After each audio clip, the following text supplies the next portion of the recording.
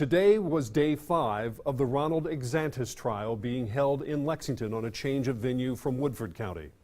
Exantus is charged with the murder of that little boy, 6-year-old Logan Tipton of Versailles. Today, the jury heard final testimony for the defense. ABC 36's Kelsey Thorud back in court for you today. She has the latest from the Fayette County Courthouse. On this last day of testimony, the focus was on whether or not Exantus was insane at the time of the murder. And things got heated in the courtroom when a psychologist for the defense took the stand to share his diagnosis. Mr. Exantus suffers from a major mental illness, and at the time of this tragic event was in the midst of a psychotic episode which prevented him from conforming his behavior to the standard of law.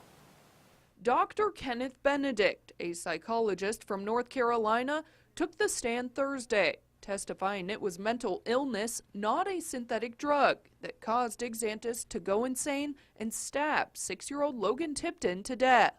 I believe he remains in a much more fragile state than that, and I think he's going to require a lot more psychiatric attention.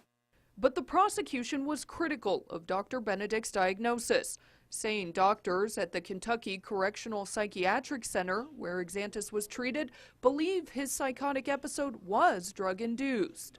She says it's most likely that Mr. Exantus was experiencing substance-induced symptomatology. Is that correct? Yes. The fact of whether or not Exantus's psychotic episode was substance-induced or triggered by mental illness is important in this case, because it could decide whether or not the jury finds him guilty. The defense is arguing Exantus is not guilty by reason of insanity, but the prosecution is saying his insanity was caused by his choice to take drugs. Therefore, he's guilty.